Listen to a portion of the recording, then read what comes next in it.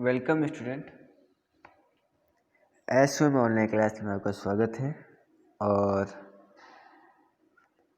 आज बात करेंगे हम क्लास 7 की।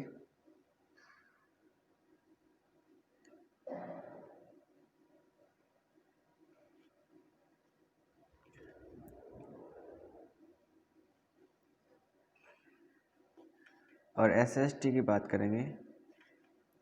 एसएसटी में हम भूगोल, जिसे इंग्लिश में ज्योग्राफी कहते हैं, उसकी हम बात करेंगे।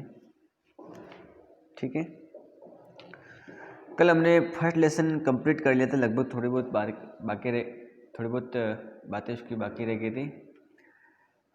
तो आज हम लेसन करेंगे शुरुआत 2। हमारी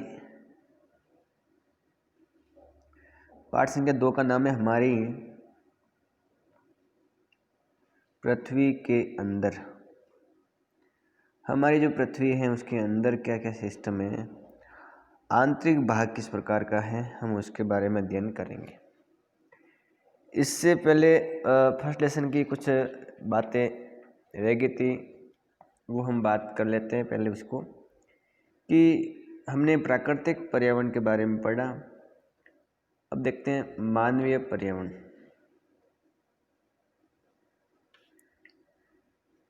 ठीक है। तो जो मानव हैं वो अपने पर्यावरण के साथ साथ हम देखते हैं कि पर्यावरण के साथ में हमेशा वो कोई न कोई क्रिया करता है। तो मानव अपने पर्यावरण के साथ में पारस्परिक क्रिया करता है, उसमें अपनी आवश्यकता के अनुसार उसमें परिवर्तन भी करता है। मानव इस प्रकृति से कुछ चीज़ प्राप्त करता है, उसमें कुछ परिवर्तन करता है, ये ध्यान रखना है आपको। अगर मानव जीवन के शुरुआती दौर की हम बात करें तो अब सभी जानते हैं कि जब मानव एक आदिवासी के रूप में था, उस समय मानव ने प्रकृति के अनुरूप अपने को बना लिया था। वो प्रकृति जैसी है वैसे अनुसार चलता था। प्रकृति ही उसका जीवन है और वो आराम से जंगल में रहकर जीवन यापन करता था। अपन ये जो बात कह रहे हैं वो मानव जीवन के आरंभिक काल की बात कर रहे हैं। मतलब मैं आपसे ये कह रहा हूँ कि जब मानव आदि मानव के रूप में था तो वो पूर्ण रूप से प्रकृति पर निर्भर था और वो प्रकृति के अनुरूप खुद चलता था, न बल्कि प्रकृति को अनुरूप चलाने का काम करता था। उस आरंभिक मानव के अगर मैं जीवन की बात करूँ तो जीवन सरल था। आसपास से उसको हर प्रकार की वस्तुएं मिल जाती थी, प्रकृति से खाने को, प्रकृति से जंगल से फल मिल जाता था, पीने को पानी मिल जाता था। तो उसका जीवन है वो एक सरल था। लेकिन जैसे जैसे मानव का समय गुजरा, उसकी आवश्यकताएं बढ़ी और मानव ने आवश्यकताओं के लिए इस प्रकृति में परिवर्तन करने का सोच लिया और फिर वो परिवर्तन करना लग जाते हैं। तो मानव ने पर्यावरण के उपयोग और उनमें परिवर्तन करके कई तरीके सीखे और उससे फिर उसने फसल उगाना सीखा। प्रकृति का प्रयोग करने के लिए वो फसल उगाना शुरू कर देता है। फसल उगाने के साथ में वो पशु पालना भी शुरू कर देता है, पशुओं को पालना। और फिर धीरे धीरे जो मानव है वो समय साथ में स्थायी रूप से रहना शुरू कर देता है। प्राचीन समय क्या होता था कि जो मानव है, आदि मानव, वो जंगल में रहता था। कहाँ पर रहता था? जंगल में। और जंगल में वो रहता था तो इधर उधर घूमता रहता था। उसका घर कोई एक घर नहीं था, उसका वो फिक्स घर नहीं था, बल्कि कभी इधर तो कभी उधर घूमता रहता था। कब? मानव जीवन के आरंभिक काल में हम बात कर रहे हैं, आदि मानव की। ठीक है। तो ये मानव के आरंभिक जीवन काल की बात है कि वो प्रकृति के माध्यम से ही अपना जीवन यापन करता। मानव उस समय प्राचीन समय में प्रकृति पर पूर्ण पर निर्भर था। जंगल से ही फल फूल खा करके, जल फल हैं या कंद मूल खा करके अपना जीवन यापन करता है। जंगल में जो पानी नदी हैं उससे पानी पीकर अपना जीवन यापन करता।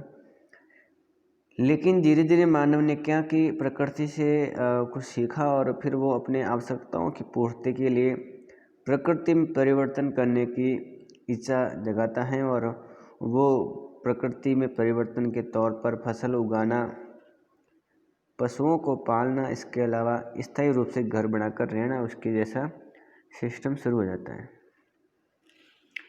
समय गुजरता गया, समय बीतता गया और मानव ने फिर आग की खोज के अलावा पहिए की खोज की। मानव ने किसकी? पहिए की खोज की। और जब पहिए की आविष्कार किया तो फिर हम देख सकते हैं कि आवश्यकताओं से अधिक अन्न उपजाया गया। जब पहिए की खोज हुई तो उसने आवश्यकताओं से अधिक अन्न उगाना शुरू कर दिया। आवश्यकता से अधिक अन्न उगाना शुरू कर दिया, क्योंकि अब वो आराम से पहिए के आविष्कार होने के बाद भी किसी गाड़ी को बैलगाड़ी के माध्यम से एक स्थान से दूसरे स्थान पर उन एक्स्ट्रा अनाज को लेकर जा सकता है। ठीक है। और फिर उसने एक पद्धति शुरू की व्यापार की, और वो वस्तु विनिमय पद्धति, उसका विकास हो गया। वस्तु विनिमय पद्धति। देखिए बच्चों, ये आपको पद्धति के बारे में पता होना चाहिए कि वस्तु विनिमय पद्धति क्या है। वस्तु विनिमय पद्धति, तो आदि मानव ने जब ज़्यादा अन्न उगाना शुरू कर दिया तो फिर उसके द्वारा एक नई पद्धति की शुरुआत हुई। उस पद्धति का नाम है वस्तु विनिमय पद्धति। अब समझेंगे कि वस्तु विनिमय पद्धति है क्या। तो जो वस्तु विनिमय पद्धति है, इस पद्धति में क्या होता है कि वस्तुओं के बदले वस्तु लेना या देना। तो वस्तुओं का यदि किसी व्यापार में अदला बदली हो, वस्तुओं का या वस्तुओं की अदला बदली, वस्तुओं की अदला बदली, उस व्यापार को हम कह सकते हैं कि वो जो व्यापार होता है वो वस्तु विनिमय पद्धति पर है। आप ऐसे समझेंगे जैसे मान लो दो आदमी हैं, एक ये आदमी है, एक ये आदमी है। ये इस गांव में रहता है, ये इस गांव में रहता है।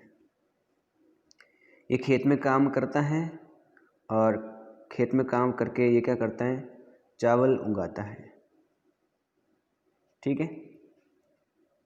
और ये जो आदमी है ये अपने खेत में आम के पेड़ उगाए हुए हैं, उसके खेत में बहुत सारे आम होते हैं। तो अभी इसके पास तो आम है, इसके पास चावल है।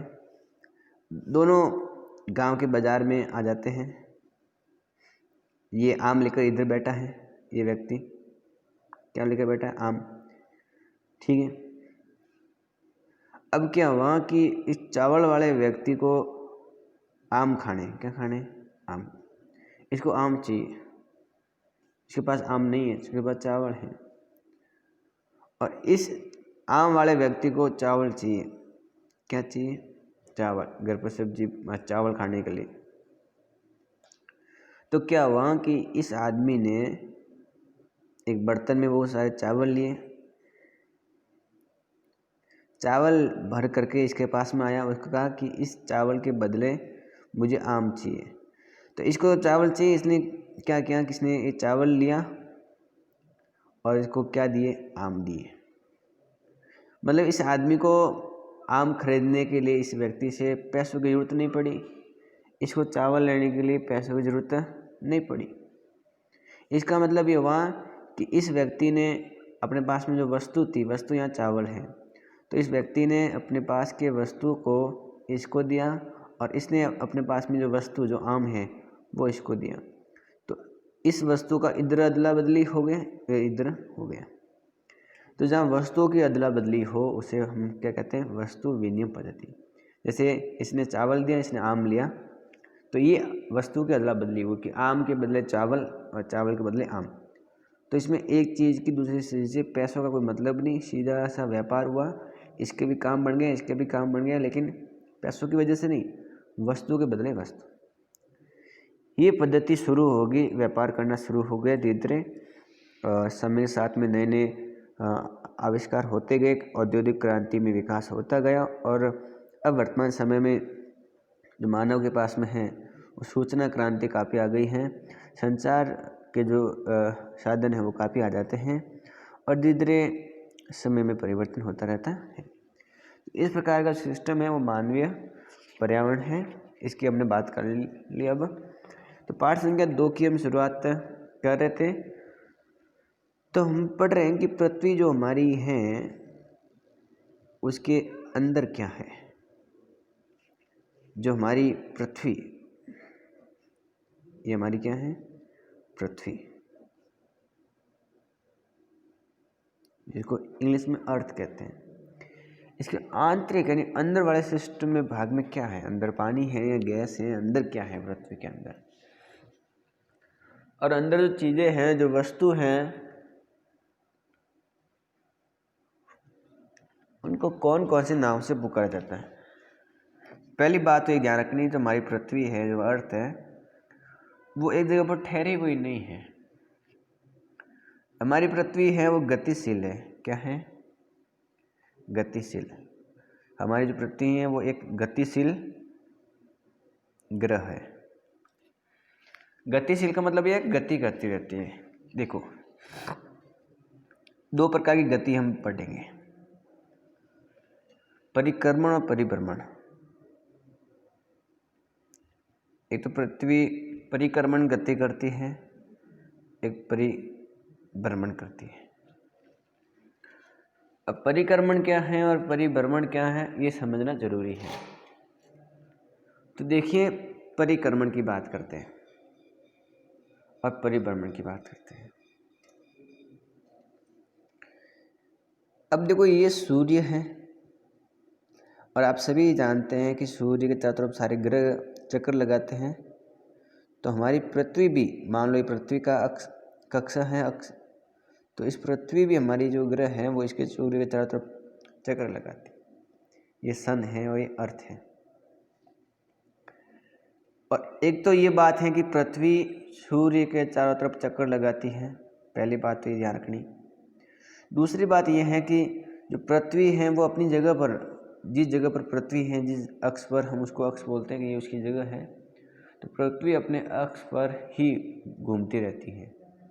क्या करती है, वो घूमती रहती है, भ्रमण करती है। ठीक है, तो मैंने आपको ये बताया कि एक तो पृथ्वी अपने आप में घूमती है, खुद पृथ्वी घूमती है, एक पृथ्वी सूर्य की चारों तरफ चक्कर लगाती है। तो ये हम कह सकते हैं कि पृथ्वी स्थिर नहीं है, वो अपनी जगह पर भी घूम रही है और धीरे धीरे इसके सूर्य के चारों तरफ चक्कर लगाती है। अब पृथ्वी अपने जगह पर घूमती है धीरे धीरे इस प्रकार की, और एक चक्कर पूरा लगाने में इसको 24 घंटे लगते हैं। कितने घंटे, 24 घंटे। किस जगह पर, अपनी जगह पर ही घूमने में। अपनी जगह पर एक चक्कर जब पूरे करती है ना पृथ्वी, तो इसको 24 घंटे लगते हैं। और पृथ्वी को यहाँ से लगा कर घूमते घूमते घूमते घूमते घूमते जब यहाँ तक वापस आती है, मतलब सूर्य के चारों तरफ एक चक्कर जब पूरा करती है, तो इसको यहाँ लगते हैं 365 दिन, लगभग 365 दिन। ये ध्यान करना आपको। तो पृथ्वी अपनी जगह पर घूमती है और पृथ्वी सूर्य के चारों तरफ चक्कर लगाती है। इसका मतलब पृथ्वी एक जगह पर टिकी हुई नहीं है। पृथ्वी क्या है, गतिशील है। गतिशील का मतलब होता है कि उसमें गति है। अब जब पृथ्वी सूर्य के चारों तरफ चक्कर लगाती है, हम उसको बोलते हैं परिक्रमण। क्या बोलते हैं, परिक्रमण। और जब पृथ्वी अपनी जगह पर घूमेगी तो हम बोलेंगे परिभ्रमण। ठीक है, तो अपनी जगह पर घूमना परिभ्रमण, और सूर्य के चारों तरफ चक्कर लगाना वो है परिक्रमण। तो एक बात तो ये ध्यान रखनी है, अब जब पृथ्वी अपनी जगह पर घूमेगी, सूर्य के चारों तरफ चक्कर लगाएगी, तो जब कोई चीज़ घूमती है तो उसमें कुछ परिवर्तन तो होगा कि नहीं होगा। तो सिंपल सी बात है कि जब पृथ्वी अपनी जगह पर घूमती है, परिक्रमण पर जब परिभ्रमण होता है, तो फिर उसमें आता है परिवर्तन। क्या आता है उसमें, परिवर्तन। अब पृथ्वी के घूमने की वजह से, पृथ्वी के परिक्रमण और परिभ्रमण की वजह से पृथ्वी के अंदर और पृथ्वी के बाहर दो प्रकार के परिवर्तन हमें दिखाई देते हैं। तो पृथ्वी के अंदर भी परिवर्तन आता है और पृथ्वी के बाहर भी परिवर्तन आता है। एक बात ही ध्यान करनी है। तो परिवर्तन क्यों आता है? घूमने की वजह से, परिभ्रमण या परिक्रमण की वजह से। लेकिन जो परिवर्तन हो रहा है वो किस में हो रहा है? बाहर जो परिवर्तन होगा वो हमारे वायुमंडल में होगा, ठीक है, एनवायरनमेंट में होगा। लेकिन आंतरिक भाग में परिवर्तन होगा वो किस चीज़ में होगा? तो जब परिवर्तन आंतरिक भाग में होगा तो हमें ये भी समझना पड़ेगा कि आंतरिक भाग कैसा बना हुआ है। तो हमारी जो हेडिंग अगली है कि पृथ्वी का आंतरिक भाग। पृथ्वी के अंदर कौन कौन सी सेलें हैं, चट्टानें हैं, कौन कौन सा भाग है, हम उसकी बात करेंगे, उसकी हम बात कर लेते हैं।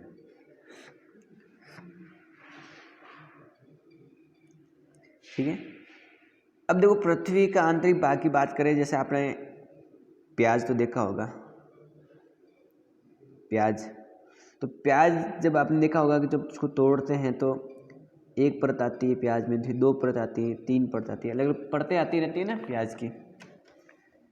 अरे प्याज कोई सेब जैसा तो है नहीं कि हमेशा सब अंदर एक जैसा ही भाग होता है। एक एक परत बन जाती है प्याज, और मतलब बीच में मेन, फिर एक परत, दो परत ऐसे आती है। तो मेरा कहना है कि जो परतें हैं वो प्याज की तरह पृथ्वी की भी जो परतें हैं वो सब केंद्रित हैं।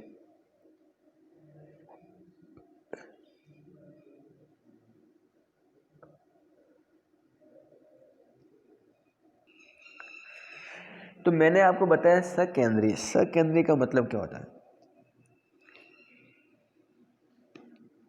ऐसी परतें जब सबका केंद्र एक ही है, सब एक ही केंद्र की बनी हुई हैं, वो परतें हैं। देखो ऐसे, अब देखो मान लो एक चीज़ ये है, अब इसमें अगर मान लो मेरे को परतें हैं, तो कोई परतें ऐसे ऐसे हैं, तो ये तो परतें हैं, ऐसे भी परतें हो सकती हैं और ऐसे भी परत हो सकती है। तो देखो अब इन सब का जो मेन केंद्र है वो सबका एक ही है। सबकी जो परतें हैं वो एक केंद्र से निकली हुई हैं, उन सबका केंद्र एक ही है, तो वो सकेंद्रित होती है। ठीक है। तो मैंने आपको ये बताया कि पृथ्वी प्याज की भांति अंदर उसकी भी परतें बनी होती हैं। अब पृथ्वी की जो सबसे ऊपर वाली परत होती है, पृथ्वी की जो सबसे ऊपर वाली जो परत होती है, ऊपर जो धरती है ऊपर हम इसको कहते हैं, उसको हम कहते हैं परपट्टी। क्या कहते हैं उसको? परपट्टी। तो पृथ्वी की, इस बात को आप परपट्टी की परिभाषा आराम से समझ सकते हैं कि पृथ्वी की सतह की सबसे ऊपरी परत को, सबसे ऊपरी परत को परपट्टी कहते हैं। मतलब जो सबसे ऊपर परत है, ये पृथ्वी है, इसकी जो ऊपर वाली परत है, इस परत को हम क्या कहते हैं? परपट्टी कहते हैं। ठीक है। और ये है ना सबसे पतली होती है, ये जो पृथ्वी के ऊपर वाला जो परपट्टी होती है ये बहुत पतली होती है। क्या होती है? ये पतली होती है। ठीक है। इसमें ये भी है कि जो परपट्टी है ये अलग अलग स्थानों पर अलग अलग है। जैसे आपको बता दें कि जो परपट्टी की अगर हम साइज की बात करें तो महासागरों में अलग है और महाद्वीपों में अलग है। महासागरों में अलग है और महाद्वीपों में क्या है? अलग है। ठीक है। जैसे आपको बता दें कि महाद्वीपों में ये जो परपट्टी है वो 35 किलोमीटर तक है महाद्वीपों में, और महासागरों के अंदर आपको बता दें जो प्रॉपर्टी है वो 5 किलोमीटर ही है। कितनी? 5 किलोमीटर। मतलब क्या हुआ कि जैसे मान लो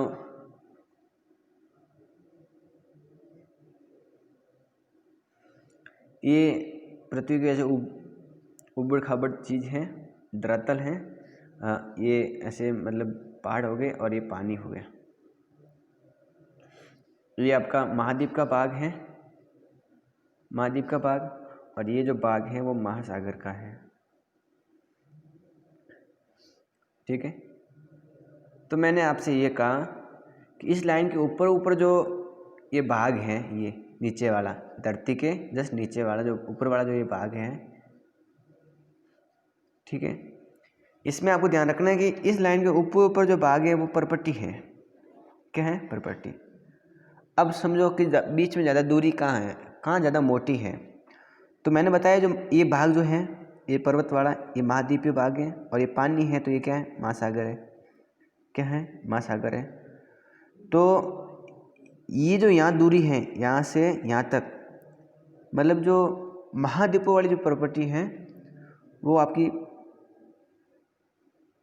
35 किलोमीटर है, और ये महासागर है। महासागर में प्रॉपर्टी देखें तो ये जो इतनी सी है बस, मतलब ये 5 किलोमीटर है। तो प्रॉपर्टी की साइज महाद्वीपों में अलग है और महासागरों में क्या है? अलग है। तो हम बताना चाहेंगे कि महाद्वीपों में इसकी जो हम कह सकते हैं कि जो साइज है, हम इसकी बात मोटाई से भी कह सकते हैं कि जो मोटाई है प्रॉपर्टी की, महाद्वीपों में तो 35 किलोमीटर, महासागरों में सिर्फ 5 किलोमीटर है। तो ये बात आपको ध्यान रखनी है। और आज के लिए इस वीडियो में इतना ही, बाकी बात करेंगे अगले वीडियो में। वीडियो को लाइक करें, चैनल को सब्सक्राइब करें और वीडियो को शेयर करें।